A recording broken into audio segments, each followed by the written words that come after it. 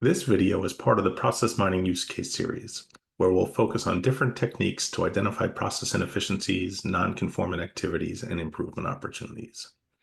How can we use process mining to isolate and analyze all the work my team or group has touched? It's a very common question that we get asked all the time.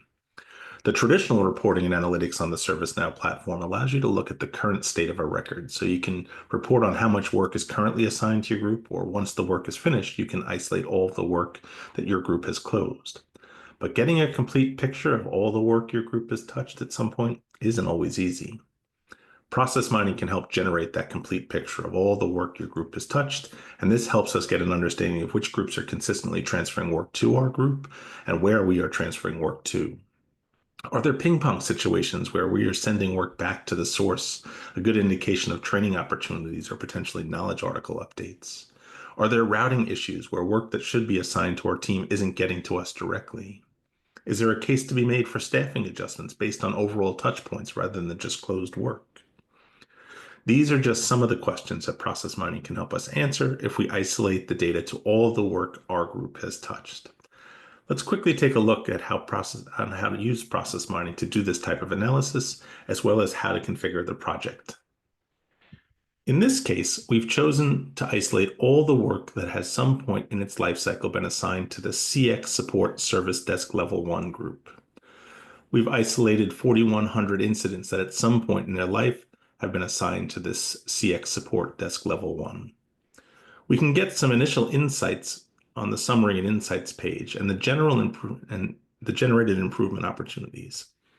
We immediately can come down here and see about 2,200 of these incidents went through more than one assignment group, right? Meaning that 55% of the work that this team, CX Support Service Desk Level 1, also touched another team. And there's 13 years worth of time packaged up in the movement of this work in and out of this Support Service Desk Level 1 team. So let's dive in and focus in on just those. Now we can immediately see our biggest culprit, but let's just expand this out so we can get a more complete picture of what's going on here. We'll move it out to about 50% of the workloads, and we'll adjust the node patterns. And we can see here that our CX Support Desk Level 1 is at the center of all the work because we've isolated this project to just that team. And a very handy capability or part of the solution that doesn't get all that much love or attention is this records from and records to capability. So if we click on the CX Support Service Desk Level 1, we can now open up and look at where all the work is coming from. We can see about 88% of this work is getting directly to that team from the new state, meaning it's the first team that's getting the work assigned to them. About 6% is coming in from that CX Support Americas team, and another 2% from Solana Product Support. So we can get a sense of where the work is coming in from to this group. And then on the flip side, we can get a sense of where we're shipping the work to. And there's our big culprit again. We can see that 42% of the work that our CX Support Desk Level 1 team is touching is being sent to that CX Support Americas. Now that could be expected. It could be the way that we design the process, but it is something that we might want to take a look at, because if we can isolate certain situations where we can get the work directly, we could start to reclaim some of the productivity for the organization. So let's just take a look at these 944, and you can see that there's 3 years of almost 3 years of total time packaged up in this transfer loop. So or not loop, just transfer part of the process. So let's isolate just those that are going from CX Support Desk Level 1 to CX Support Americas. And then maybe we want to use these breakdowns to isolate just the situations in which things are coming in via a portal or self-service channel, because those are things that we can maybe improve the routing on because they are coming in a structured intake channel.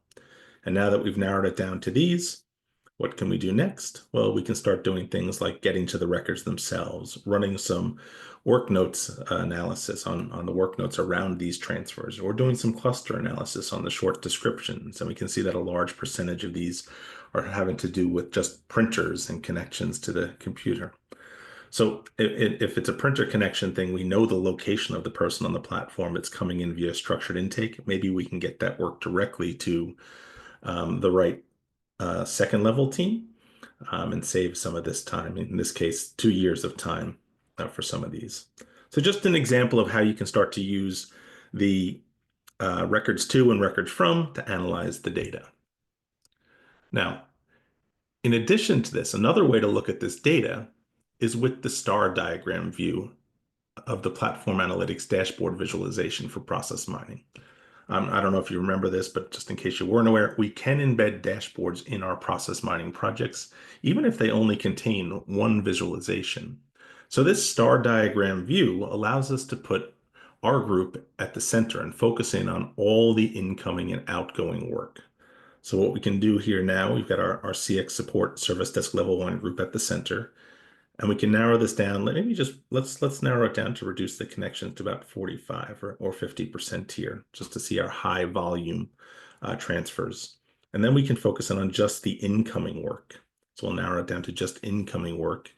And we can see here, while a lot of this is coming in via CX Support Americas, again, exact number we saw in that records from view in the analyst workbench, right? We're seeing some of the similar data here. But now if we see, look at these Solana product ones, these 37 on average take 2 days, and there's 3 months of time there. So maybe we want to filter in on just those things coming in from Solana product support.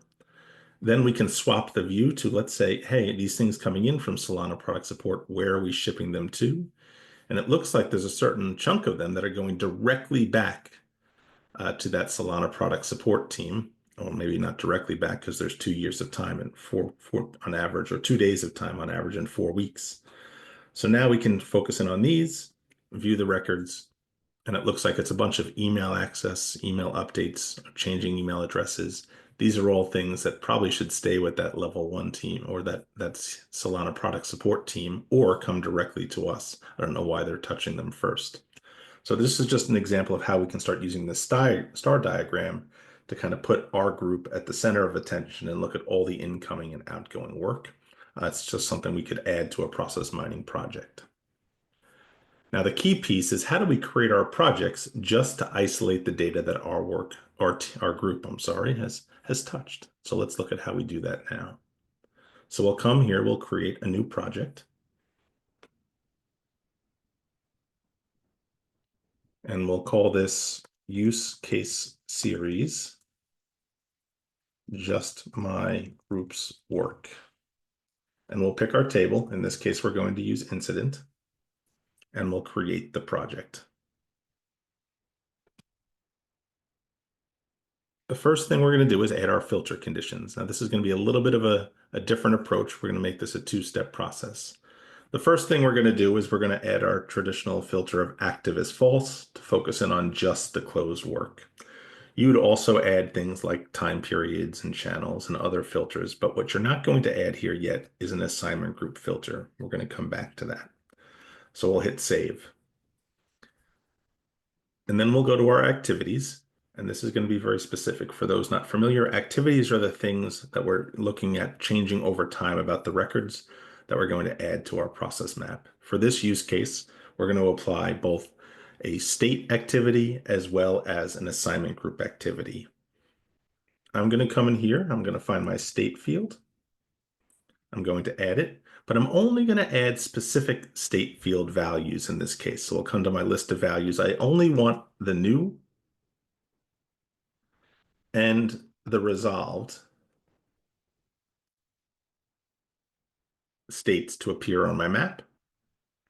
And then specifically for the way that I want to do my analysis, I want the state fields or state values to appear before my assignment group values on the map. So I'm going to just adjust the display order to 50 here and hit save.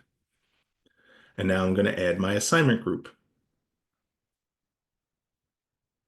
activity. I'm going to leave my display order at 50. So this means it's going to appear after the state field on the map, and hit save. So I've got state and assignment group activities on the map. Now that I have these values as activities, I can come back and I can use them to narrow the scope of the data included in the project. So we're going to expand this narrow the scope option, and we're going to choose a transition filter. And this transition filters allows me to use the different steps or nodes on the map to isolate the data. So the first step is going to be my state is new. I'll say state is new, and we care about the first occurrence of it moving into the new state and hit apply. And then we're going to look for situations where the new state is eventually followed by it going into our CX support service desk level 1 group. Group is CX support service desk level 1. The assignment group is CX support service desk level 1, and we care about all the situations in which it touches that after going into the new state and hit apply. So this is the key piece, this ability to use those transition filters ahead of mining the data. So this is saying anytime it goes from the new state and somewhere along the way touches that support service desk level 1, we want to include that data in the project. So it's going to give us, this is the way that we say, show us all the work our team has touched as part of a project. And then, of course, we're going to want to add our breakdowns, right, to slice and dice, assignment group, category, priority, contact type. Adding assignment group allows us to see all the work our group has touched, but then I get a breakdown of where it closed if it wasn't within our group. So I'll hit save. And then remember those improvement opportunities on that summary and insights page. We're going to add some of those to our project. We'll add both the rule-based and the automated ones. These are really, really powerful. If you haven't learned up on improvement opportunities, there's a bunch of content in the community around them. They help kind of jumpstart our analysis. And now we're done. We're going to hit review and mine. We'll get a summary of all the things we've configured. We hit the mine project. I'm going to hit sample mine here, and away we go. At this point, it's going out to harvest the relevant audit log data based on the conditions that we put in. After it does that, it passes the data off to the machine learning infrastructure to do all the heavy-duty number crunching. And then it spits the finished model back into the instance. Now that our mining is complete, we can view the finished model in our workspace. Come down here, we've got our improvement opportunities based on ones that we added, but we'll jump over to the analyst workbench. We'll expand this out. You'll notice that we've got our new and resolved states before our assignment group. And if we expand this out, we can start to look at all of our data, and our CX support is at the center of attention because that's what we've only work that touched the CX support service desk level 1 group. We can see the total of 368 records, and that's all that we've included in this project here. Now, how do we kind of create that star diagram to add? Well, let's do that together as well. So we'll come over here and we'll go to our platform analytics workspace.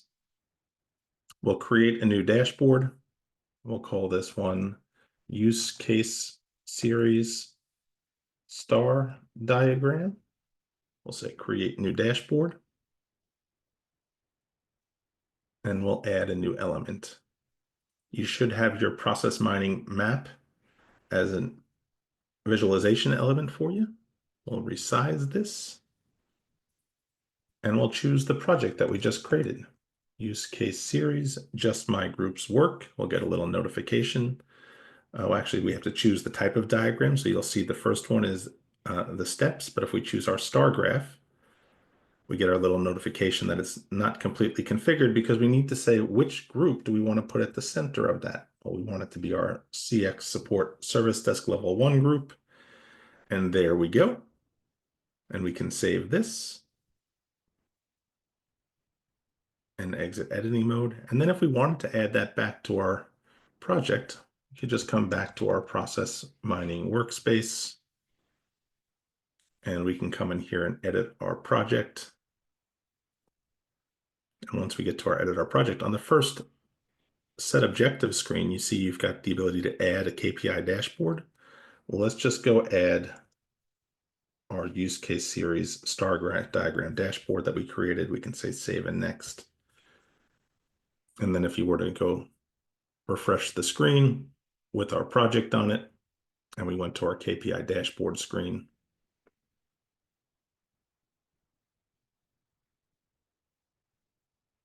we're going to have our star diagram included in this project. So wanted to give you an example or a couple of examples of how to isolate the work that just your team has or group has touched, how you could do that type of analysis, and then also how you configure your project specifically to do that type of analysis. This capability to use that transition filter prior to mining your project is something that is available as of the Yokohama release. Thank you for watching. Happy mining, everyone.